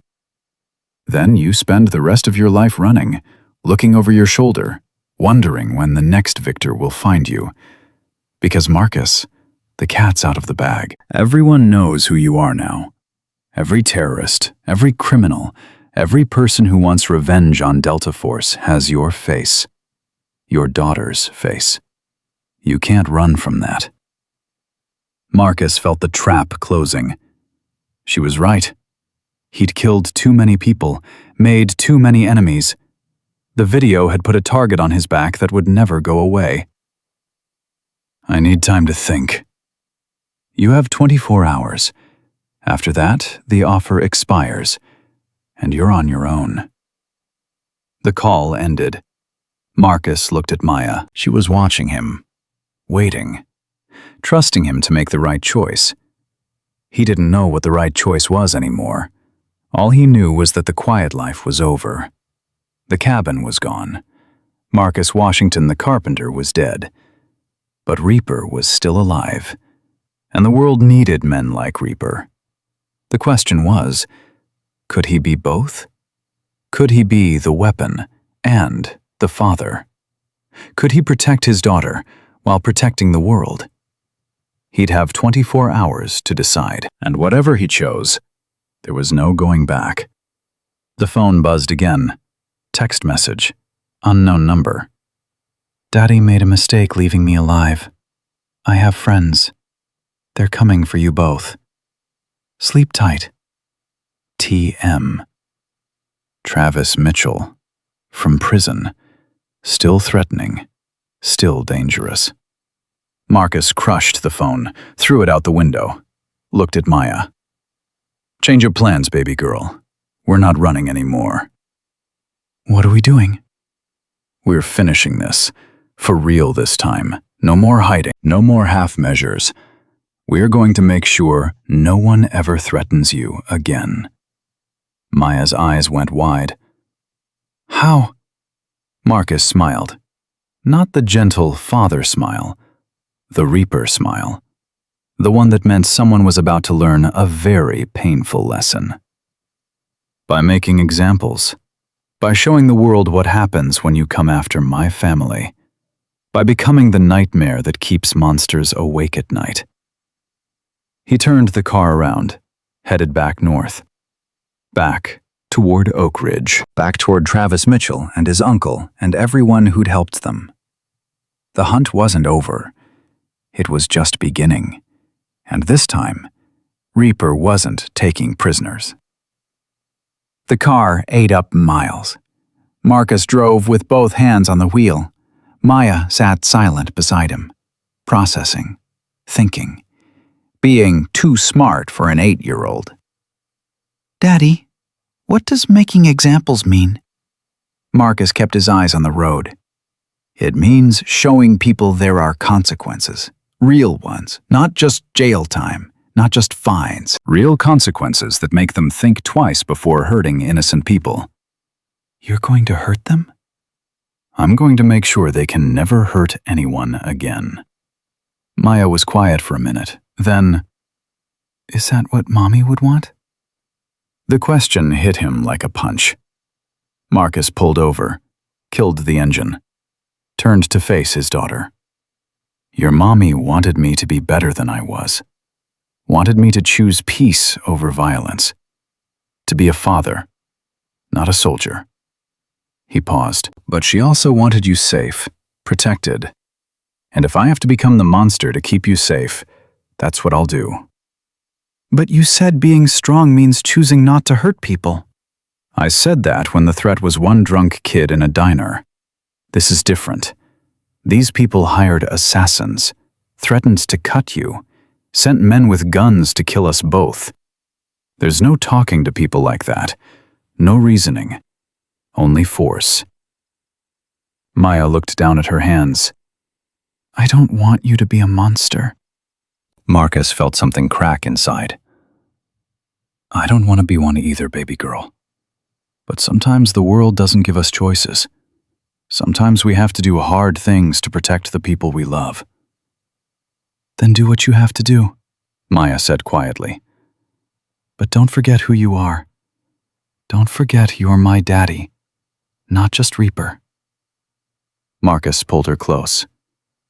I won't forget. I promise. He started the car, but instead of heading to Oak Ridge, he pulled out a burner phone, made a call. Director Chen answered immediately. I didn't expect to hear from you this quickly. I'm not accepting your offer, Marcus said. I see. Then this conversation is... But I have a counteroffer. I'll work for you. Full-time, field work, whatever you need. But with conditions. Chen went quiet. I'm listening. My daughter gets complete protection, new identity, best schools, college fund, everything. And she never knows what I do, never sees it, never has to live with the weight of it. That's a steep price. That's non-negotiable. You want Reaper? You get Reaper. But Marcus Washington dies. Officially. Car accident. Closed casket. Maya gets to believe her father died a hero, lives with a good family, has a normal life. You'd give her up? Never see her again? Marcus looked at Maya. She was watching him with those wise eyes. If it means she's safe and happy and normal? Yes. I'd give up everything. Chen thought about it. What about the people who threatened you? Travis Mitchell and his associates? I'll handle them first. Clean slate before I start working for you. No loose ends, no threats hanging over my daughter's head. And how exactly will you handle them? However I need to. You getting squeamish? Not at all. Just making sure we understand each other. You're talking about extrajudicial action, assassination, the kind of thing that can't be traced back to the government. Exactly. That's why you want me. That's what I do. Another pause. 72 hours. Handle your business. Then we extract you both and start the process. Agreed? Agreed. Marcus ended the call, looked at Maya. She'd heard everything. Her face was pale, tears streaming. You're giving me away? I'm keeping you safe. By leaving me? By dying? Her voice broke. I already lost Mommy. I can't lose you too. Marcus pulled the car over again, took her hands. Baby girl, listen to me. Really listen. The life I have to live now, the things I have to do, that's not a life for you. You deserve birthday parties and sleepovers and high school dances. You deserve normal. And I can't give you that anymore. The world won't let me. I don't care about normal. I care about you. I know. And that's exactly why I have to do this. Because you love me too much to let me go. Because you'd follow me into darkness trying to save me. And I can't let that happen. I can't let you become what I am. Maya was sobbing now, full body shaking. Marcus held her while his own heart shattered into pieces so small they'd never fit back together. I'm going to make sure you have a good life, he whispered. The best life. With people who love you, who can give you everything I can't. And maybe someday, when you're older, you'll understand why I had to do this. I'll never understand. Never forgive you. I know. And I'll have to live with that. But you'll be alive to hate me. And that's enough. They sat there for 20 minutes, Marcus holding his daughter, Maya crying against his chest. Both of them breaking. Both of them knowing this was goodbye, even if they couldn't say it yet. Finally, Marcus started driving again, headed to Oak Ridge. One last mission. Then he'd give up everything that mattered for the only thing that mattered more. They arrived at noon. The town looked the same, but it felt different, hostile, like it knew what was coming. Marcus drove to the diner first. Sarah was working the lunch shift. She saw him through the window and her face went white. She rushed outside. "Mr. Washington, you shouldn't be here. There are people looking for you. Bad people. They've been asking questions, threatening folks." "I know. That's why I'm here. To end it." Sarah looked at Maya. "Is she okay?" "She will be. Sarah, I need you to do something for me. Take Maya. Keep her at your apartment for the next 24 hours. Don't answer the door. Don't leave. Don't let anyone know she's there." "Mr. Washington, I don't know if—" "Please." Marcus's voice cracked. "She's all I have. And I need to know she's safe while I work. You're the only person in this town I trust." Sarah looked at Maya, at Marcus, at the desperation in his eyes. "Okay. Yeah. I'll keep her safe." Marcus knelt in front of Maya one more time. "I'm going to fix this, and then I'm coming back for you. I love you more than anything in this world." Maya didn't answer. She was shutting down, building walls, protecting herself from the pain that was coming. Marcus recognized it. He'd done the same thing when Keisha died. Sarah took Maya's hand, led her to her car. Maya looked back once. Her face was blank, empty. The trust was gone from her eyes. Marcus watched them drive away. Then he went to work. First stop was the county jail. Pete Mitchell was there, arrested by the FBI, awaiting trial. But Travis was being held separately, protective custody because of his family connections. Marcus walked into the jail like he owned it, straight to the visitor's desk. "I'm here to see Travis Mitchell." The guard looked him up. "You're not on his approved visitor list." Marcus leaned close, spoke quietly. "Call Sheriff Pete Mitchell. Tell him Marcus Washington wants to talk. Tell him I have information about FBI evidence. See what he says." The guard made the call. His face changed. He hung up. "You've got 15 minutes. They led Marcus to a private room. No cameras, no recording equipment. The kind of room where deals got made that nobody wanted documented. Travis was brought in. His arm was in a sling, fake injury from the diner, playing it up for sympathy. When he saw Marcus, his face went pale. You're not supposed to be here. You're supposed to be dead.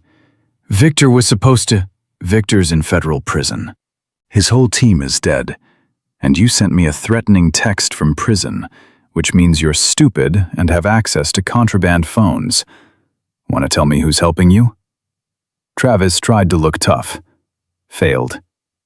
"I don't have to tell you anything." Marcus moved fast, grabbed Travis by the throat, slammed him against the wall. The guard outside didn't react. Pete must have paid him off. "Let me explain something," Marcus said quietly. "I've killed better men than you before breakfast. I've tortured terrorists for information. I've done things that would give you nightmares for life. So when I ask you a question, you answer. Or I make you answer. Understand?" Travis nodded frantically. "Good. Now, who's helping you threaten my daughter?" "My uncle. He's got connections. People who owe him favors. Even from jail he's running things." "What things?" "I don't know. He doesn't tell me everything. Just that you humiliated him, ruined his career. He wants payback." Marcus tightened his grip. "Where is he running his operation from?" "His house. There's a safe room in the basement. Computers, phones, everything. He's still sheriff to half these people. They do what he says." Marcus released him. Travis collapsed, gasping. "If you're lying..." I'm not, I swear. Please don't kill me. Marcus looked at him. This pathetic kid who'd started everything, who'd slapped him in a diner, who'd brought Viktor Volkov into their lives, who'd threatened Maya. He could kill him right now. Easy. Snap his neck, claim self-defense, walk away. But that's not what fathers did. That's not what Maya needed to see in him. "You're going to plead guilty to all charges," Marcus said.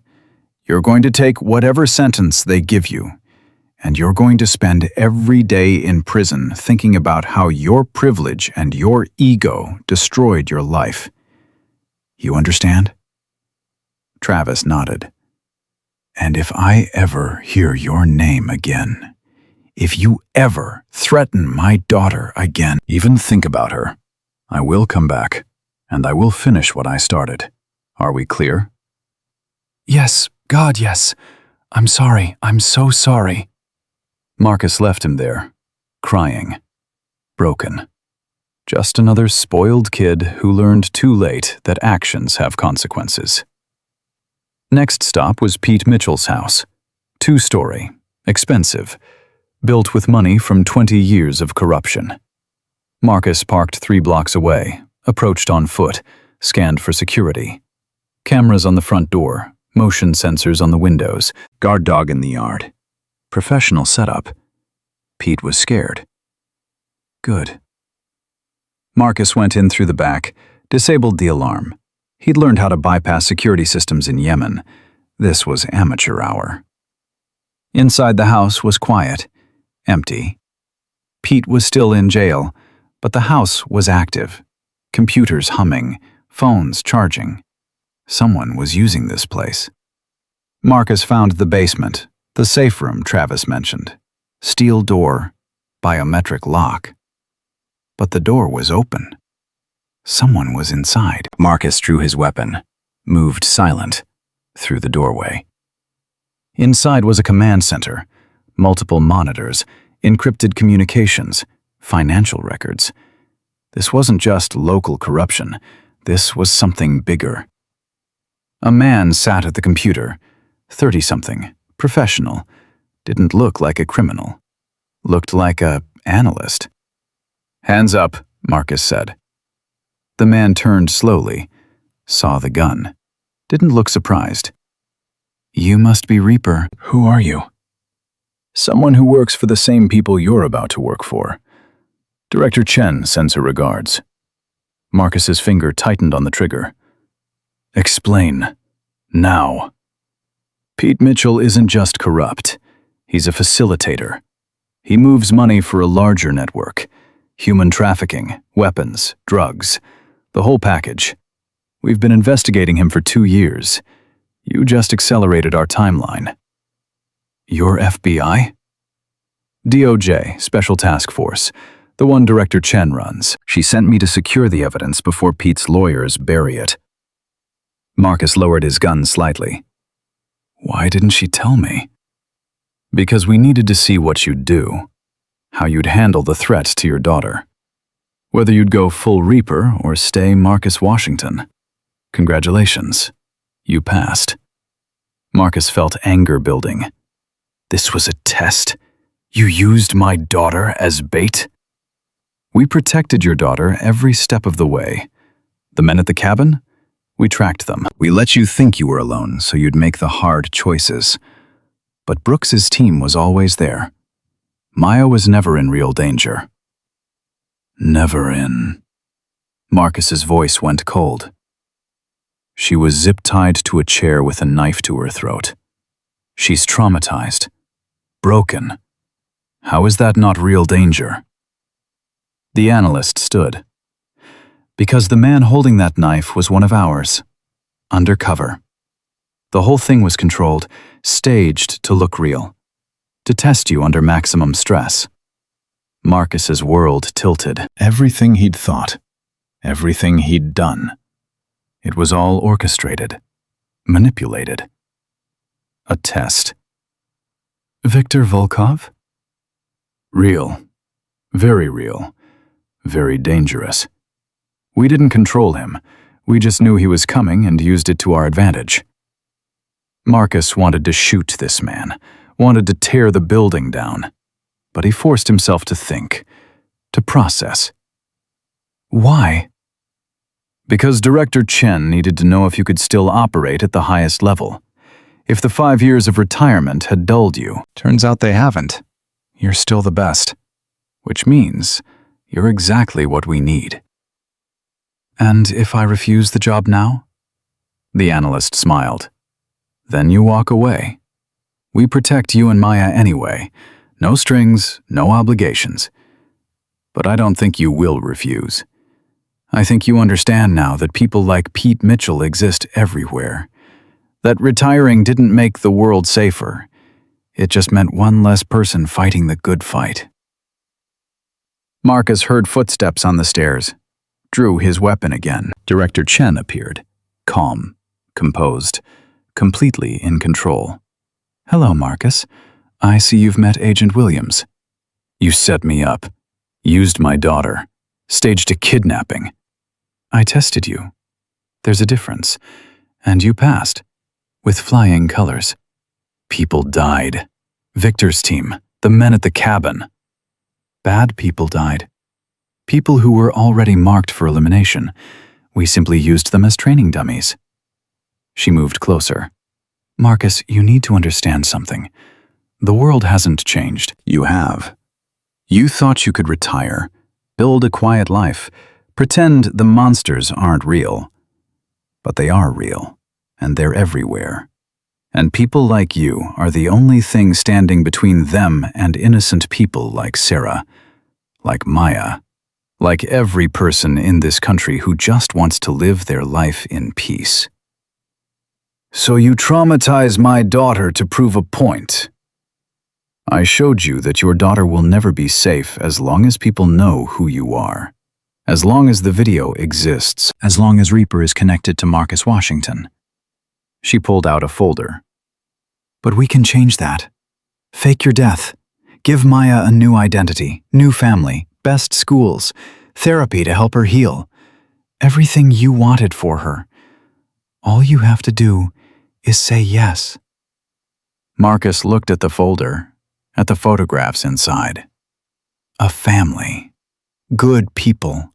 No criminal records. They'd been vetted, approved. They'd love Maya, raise her right, give her everything. All he had to do was die. What's the catch? No catch. You work for us. We protect her. Forever. Even if you die in the field, she's covered. Trust fund, college, everything. It's guaranteed. Marcus thought about Maya, about the look in her eyes when she realized he was giving her away, about the trust that was gone, the love that was turning to hate. If I say yes, I never see her again? Correct. You're dead. Ghosts don't visit their daughters. And if I say no? Then you spend the rest of your life running, looking over your shoulder, watching her grow up in fear, knowing that any day someone like Victor could find you again, could finish the job, could take her from you permanently. It wasn't a choice. It was an illusion of choice. Director Chen had maneuvered him perfectly. Every move calculated, every option leading to the same conclusion. When do I start? Chen smiled. After you say goodbye. Marcus felt his heart stop. I thought, you get 1 day, 24 hours to spend with Maya, to explain, to say everything you need to say. Then we stage the accident. Then you become a ghost. For real this time. 1 day. 1 day. Make it count. Marcus took the folder, looked at the family who'd raised his daughter. They looked kind. Normal. Everything he couldn't be. And Pete Mitchell? Travis? The corruption? We'll handle it. Full investigation. Life sentences. They'll never hurt anyone again. I want to be there. When you take them down, you'll be dead by then. Dead men don't testify. Marcus nodded, understood. This was the price. This was the cost of keeping Maya safe. He left the house, drove to Sarah's apartment, knocked on the door. Sarah opened it. Maya was inside, playing with dolls, pretending everything was normal. "I need to talk to her," Marcus said. Sarah nodded, left them alone. Marcus sat on the floor next to Maya. She didn't look at him, just kept playing. "I have 1 day left with you," Marcus said quietly. 24 hours. Then I have to go away. Forever. But I get to spend tomorrow with you, just us, doing whatever you want.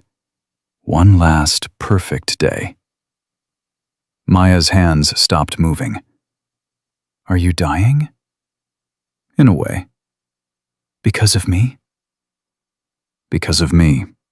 Because of choices I made long before you were born. Because I was Reaper, and Reaper made enemies, and those enemies won't stop until I'm gone. So I'm going to go. I'm going to disappear.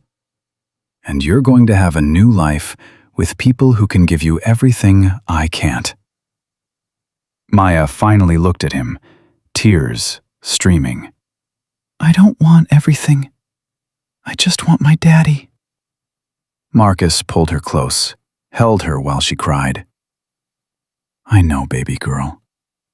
And I wish I could give you that, but I can't. The best I can do is give you a safe life, a happy life, a normal life, and hope that someday you'll understand." They sat there until the sun set, until Sarah came back with dinner, until Maya fell asleep in Marcus's arms. He carried her to the couch, covered her with a blanket, watched her sleep, memorized every detail, every breath, every small movement. Tomorrow they'd have one perfect day. Then he'd die, and Reaper would be born again.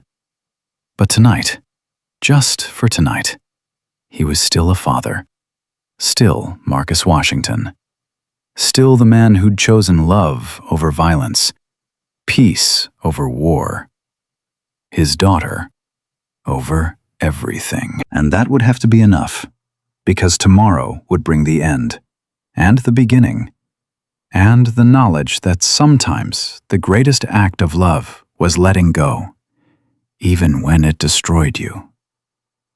Marcus woke at dawn. Maya was already awake, sitting on the couch watching him. Her eyes were red from crying, but dry now. She'd made a decision during the night. He could see it in the set of her jaw. "I want pancakes," she said. "The kind Mommy used to make, with chocolate chips." Marcus's throat went tight. Keisha's recipe. The one he'd never been able to get quite right.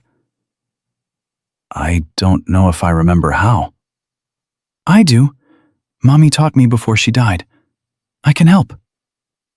They went to the store, bought ingredients, drove back to their real house, the one they'd fled from. It felt like coming home and saying goodbye at the same time. In the kitchen, Maya directed him.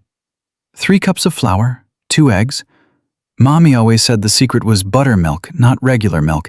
Marcus followed her instructions, watched her small hands measure and pour. She was so much like Keisha. Same concentration, same little wrinkle between her eyebrows when she focused.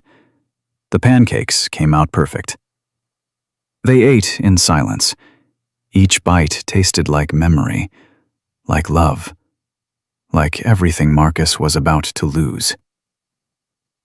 "What do you want to do today?" he asked. Maya thought about it. "I want to go to the park, the one where you taught me to ride my bike. I want to swing. I want you to push me like you used to." "Okay." "And then I want to go to your workshop. I want to see the rocking horse you made for my birthday, the one you never finished when Mommy died."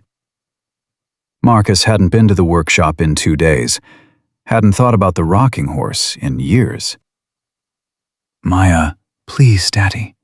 I want to see it. I want to understand. They drove to the park. Early morning, empty. Just them and the swings and the memories. Maya climbed on. Marcus pushed. Higher and higher, she laughed. The sound made his heart break and soar at the same time. Daddy, do you remember when I fell off the monkey bars and broke my arm? I remember. You were 6. I was more scared than you were. You carried me to the car, drove 90 miles an hour to the hospital, held my hand while they set the bone. You were so brave. Didn't cry once. Maya dragged her feet, stopped swinging, turned to look at him. I'm not brave anymore. I'm scared all the time now, scared of losing you, scared of the new family, scared of forgetting Mommy, forgetting you. Marcus knelt in front of her. You won't forget us. We're in here. He tapped her chest. In every beat of your heart, in every choice you make, in every time you stand up for someone who needs help. That's us. That's what we gave you. But I want more than that. I want you. I know, baby girl. But wanting doesn't always make things possible. They sat on the swings together, side by side, watching the sun climb higher. Neither speaking, just being, together, for the last time. Then Marcus's phone rang. Director Chen. He answered. I said 24 hours. Something's happened. Travis Mitchell is dead. Marcus went cold. What? Suicide. Hung himself in his cell 2 hours ago, left a note. What did it say? That he couldn't live with what he'd done, that he was sorry, that he hoped his death would end the cycle of violence. Marcus felt something shift. Travis was weak, broken, but suicide? You don't believe it. No. I think someone got to him, silenced him before he could testify against Pete. We're investigating, but the prison guards are all loyal to the Mitchell family. Everyone's story is the same. Nobody saw anything. Pete had him killed. That's my theory, which means Pete's more dangerous than we thought. Even from jail, he's running operations, eliminating threats. Marcus looked at Maya. She was watching him, listening to every word. What do you need from me? Nothing. Stay with your daughter. Finish your day. We'll handle Pete. Just wanted you to know, in case he tries something. The call ended. Maya spoke quietly. Someone killed that boy. The one who slapped you. Maybe. Are we in danger? Marcus wanted to lie, wanted to tell her everything was fine. But he'd promised her truth. Always truth. Possibly. But I'm not going to let anything happen to you. You keep saying that, but bad things keep happening anyway. She was right. He'd promised to protect her, promised she'd be safe. But Victor had found them. Travis had threatened her. Pete was still out there pulling strings. When did the promises start meaning something? His phone buzzed. Text message. Unknown number. Your daughter looks pretty in that pink jacket. Shame if something happened to her at the park. Oh, wait. You're A.T. the park. Smile for the camera. Marcus's head snapped up, scanned the area. There, on the hill, a man with a phone, taking pictures. When he saw Marcus looking, he waved, then disappeared into a car. Marcus grabbed Maya. We're leaving now. Daddy, what's wrong? Someone's watching us. We need to move. They ran to the truck. Marcus's training kicked in. Evasive driving, random turns, checking mirrors. The tail car stayed with them. Professional, patient, not trying to catch up, just following, letting Marcus know they were there. Marcus called Director Chen. I've got a tail. Black sedan, 2 occupants. They sent me a picture of Maya at the park. Where are you? Heading east on Route 12. They're staying back, watching. I'm sending backup. Stay on the line. Marcus drove, kept the phone on speaker. Maya was silent beside him. Too silent. Processing. Building walls again. Daddy, why won't they leave us alone? Because bad people don't quit until you make them quit. Then make them quit! I'm trying, baby. I'm trying. The tail car suddenly accelerated, came up fast. Marcus punched the gas. The old truck had power, but not enough. The sedan was gaining. Then it pulled alongside. The passenger window rolled down. Marcus saw the gun, saw it aiming at Maya's side of the truck. He yanked the wheel, rammed the sedan. Metal screamed. Both vehicles swerved.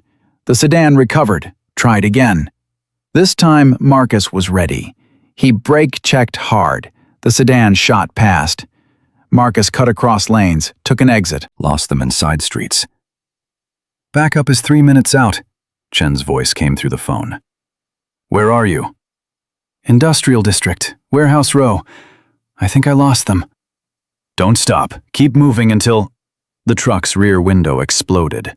Glass sprayed. Maya screamed. Marcus looked back. The sedan had found them, was right behind them. The passenger was leaning out with a rifle. Marcus swerved. The next shot missed, barely. He couldn't outrun them, when and outmaneuver them with Maya in the truck. So he did the only thing he could. He stopped. Slammed the brakes.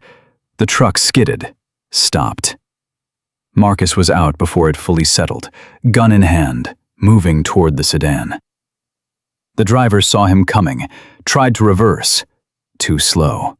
Marcus put 3 rounds through the windshield, center mass. The driver slumped. The passenger was still trying to bring his rifle around. Marcus shot him through the door. 4 rounds, controlled pairs, everything he'd learned in 15 years of combat. Both men stopped moving. Marcus yanked open the passenger door, pulled the rifle away, checked both bodies. Dead. He went through their pockets. No ID, no phones, nothing. Professionals. Sent to kill. Sent to send a message. Sirens in the distance. Chen's backup. Too late, but coming anyway. Marcus ran back to the truck. Maya was curled in the footwell, shaking. He pulled her out, checked her for injuries. She was fine. Physically. Mentally was a different story. Daddy, you killed them. Yes. Right in front of me. I didn't have a choice. They were going to kill you.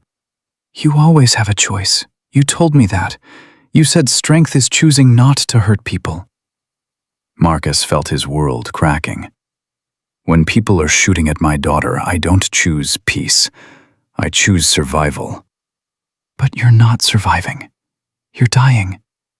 Tomorrow you're dying and leaving me, and I don't understand any of this. She was screaming now, hysteria setting in. Everything she'd held back, everything she'd tried to be brave about, it all came pouring out. Marcus held her, let her scream, let her hit his chest with small fists, let her rage at the unfairness of losing her mother and now her father. Let her be 8 years old and terrified and angry. Police arrived. Chen was with them. She took one look at the sedan, at the bodies, at Marcus holding Maya, and made a decision. Officer, this man is under federal protection. This was self-defense, attempted murder of a federal witness and his daughter. I'll handle the scene. You secure the perimeter. The cops didn't argue. Chen had that kind of authority. She approached Marcus. You need to get her out of here. This is exactly why tomorrow has to happen. People like Pete Mitchell won't stop. Ever. As long as you're alive and Maya's with you, she's a target. Those men weren't Pete's. They were too professional. I know. We'll ID them. Track down who sent them. But Marcus, the point stands. This doesn't end until you're dead. Really dead. or appearing dead. It's the only way. Marcus looked at Maya. She'd stopped screaming, was just clinging to him now, exhausted, broken. This wasn't the childhood she deserved. This wasn't the life Keisha would have wanted for her. "Take us somewhere safe," Marcus said. "For tonight. Tomorrow we'll do this. But tonight I need her somewhere she can sleep, somewhere she can feel safe one last time." Chen nodded. "I have a place, secure, off the books. I'll take you there myself." They drove to a safe house, not like the cabin. This was suburban, normal looking. But the windows were bulletproof. The doors were reinforced steel. The basement was a panic room, safe as anywhere could be. Chen left them there. "I'll have agents on the perimeter. Nobody gets close. You have until dawn. Make it count." She left. Marcus and Maya were alone. The house had food, clothes, everything they needed. But neither was hungry. Neither wanted to pretend this was normal. They sat on the couch, Maya curled against Marcus, his arm around her, both of them knowing time was running out. "Tell me about the rocking horse," Maya said quietly. Marcus closed his eyes. "When your mom was pregnant, I wanted to make you something special, something that would last. I chose a rocking horse because your mom loved horses. She used to ride when she was young." "I didn't know that." "There's a lot you didn't get to know about her. She died before she could teach you everything, before she could show you who she was. Tell me, please. Tell me everything." So Marcus talked for hours about Keisha, about how they met, how she'd seen through his tough guy act on their first date, how she'd made him laugh, made him believe he could be more than a weapon, how she'd loved him despite knowing what he was, what he'd done. "She sounds perfect," Maya whispered. She wasn't. She was stubborn, opinionated. She snored. She couldn't cook to save her life except for those pancakes. But she was perfect for me.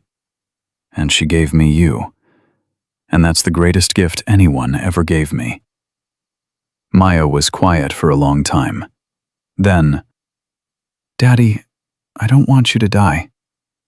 "I don't want to die either. But I need you to live. Really live. Not spend your whole childhood being afraid.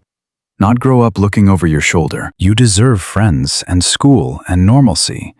You deserve everything your mom wanted for you. She wanted me to have a father. She wanted you to have a good life.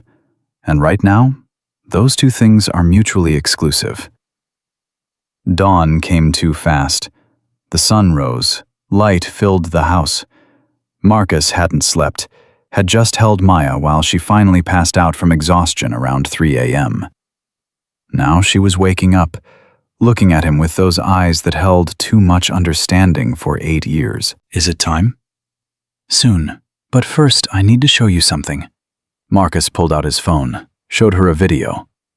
It was the Mitchell family. All of them. Pete, Travis, their whole corrupt network. All of them being arrested. Federal agents, handcuffs, perp walks, everything. "Director Chen sent this 10 minutes ago," Marcus said. "It's over. Pete's whole operation is done. They got enough evidence to put him away for life. All his associates. Everyone." Maya watched the video. "So we're safe now?" "From them. But there are others. Always others. That's the problem, baby girl. I made enemies for 15 years. Not all of them are behind bars. Not all of them will stop. But some will, and maybe that's enough." Marcus looked at his daughter. When had she gotten so wise? A knock at the door, Director Chen. Behind her was a couple, the family from the photos. They looked kind, nervous, ready to love his daughter if he'd let them. "No," Maya said. "I'm not going." Chen stepped forward. "Maya, sweetie, these are the Johnsons. They're going to take care of you, give you a wonderful home. I already have a home, with my daddy. Your daddy needs to go away for a while, to keep you safe. Then I'll go with him. I'll learn to fight. I'll learn to hide. I'll do whatever it takes. But I'm not leaving him. Marcus felt his heart shatter and rebuild itself at the same time. Maya. No, Daddy. I know you think you're protecting me, but you're not. You're just running away. You're just giving up. And Mommy didn't raise a quitter. You didn't raise a quitter. So we're not quitting. We're going to figure this out. Together. Director Chen looked at Marcus. She's right, you know. We've been approaching this wrong. Hiding you, faking your death. That's temporary. Eventually, someone finds out. Eventually, the truth comes out. But there's another way. What way? We go public. All the way. Tell the world who you are, what you did, why you did it. Make you a hero instead of a target. Put you on talk shows, news programs, documentaries. Make you so famous that killing you would bring down too much heat. Nobody wants that kind of attention. Marcus stared at her. You want me to become famous for being Reaper? I want you to control the narrative before someone else does. The video's already out there. 20 million views and counting. You can't hide anymore. So own it. Be the veteran who defended a waitress, who protected his daughter, who stands up for what's right. Be the hero people already think you are. And what about the people I killed? The operations I can't talk about? Those stay classified. We protect you on that. You tell the story we approve, the sanitized version, the American hero version. And in exchange, you get to keep your daughter. Raise her. Be her father. Marcus looked at Maya, at the hope in her eyes, at the desperate need to believe this could work. There's no guarantee, Chen said. Someone might still come for you, but they'll have to go through public outcry, media scrutiny, government protection. It's not perfect, but it's better than dying. And what do you get out of this? A face for my program, a recruiter, someone who can find other people like you, veterans who can't adjust, who need purpose, who can serve their country in new ways. You'd be doing good, Marcus, real good, while raising your daughter. It was everything he wanted, everything he'd thought impossible. And it was being handed to him by a woman who'd manipulated him, tested him, used his daughter as bait. But maybe that's what second chances looked like. Imperfect, complicated, born from pain. If I say yes, what happens to the Johnsons? The couple stepped forward. The wife spoke. We'll still be here, as friends, as support. Maya can visit, can have extra family, if she wants. Maya looked at them, at Marcus. Can we try it, Daddy? The public hero thing? Can we at least try before you give me away? Marcus pulled her close, felt her heartbeat against his chest, felt her breathing, felt her alive and safe, and his. Yeah, he said, his voice thick. Yeah, baby girl, we can try. Director Chen smiled. Then let's get started. You've got a press conference in 3 hours. Better think about what you want to say. The next weeks were a blur. Interviews, photos, news segments. Marcus told his story. The approved version. Defending Sarah. Protecting Maya. Standing up to corruption. Being a father who'd do anything for his daughter. America ate it up. He became a symbol. Hero veteran. Single father. Man of principle. The video hit 50 million views. 100 million. Networks called. Book deals were offered. Movie rights discussed. Through it all, Maya stayed by his side. She saw her father as both Marcus and Reaper. Understood the people could be complicated, that heroes weren't perfect, that love meant fighting even when you were scared. Pete Mitchell died in prison. Official cause was heart attack. Unofficial was a shank from another inmate. Nobody mourned him. Travis's death was ruled suspicious, investigation ongoing. Marcus didn't care. Some ghosts could stay buried. 6 months later, Marcus opened a new workshop. Bigger, better. He hired veterans, taught them woodworking, gave them purpose, helped them transition from war to peace. Maya went to school, made friends, had sleepovers, joined soccer, lived the normal life Keisha would have wanted. But she also took self-defense classes. Marcus taught her, not to be a weapon, but to be strong, to stand up, to protect herself and others. She was growing up brave, growing up kind, growing up into someone who'd make her mother proud. And Marcus? He still worked for Director Chen, but from home, consulting, training, finding other operators who needed help, doing good without the blood. The dragon had stopped breathing fire, but the dragon was still strong, still dangerous when it needed to be, still capable of protecting what mattered. 1 year after the diner incident, Marcus and Maya visited Keisha's grave, brought flowers, sat on the grass, talked to her like she was still there. "We made it, Mama," Maya said. "We're okay now. Daddy's famous. I'm in 3rd grade. We're doing good." Marcus added quietly, "I kept my promise. Raised her right, kept her safe. Did my best. Hope that's enough." The wind blew through the trees, felt like an answer, felt like approval, felt like Keisha was still watching over them. They drove home as the sun set. Maya fell asleep in the passenger seat. Marcus carried her inside, tucked her into bed, kissed her forehead. In the morning, they'd have pancakes with chocolate chips. Then, Maya would go to school. Marcus would work in his shop. They'd live their normal life that had been earned through blood and sacrifice and impossible choices. But tonight, watching his daughter sleep safe in her bed, Marcus Washington understood something profound.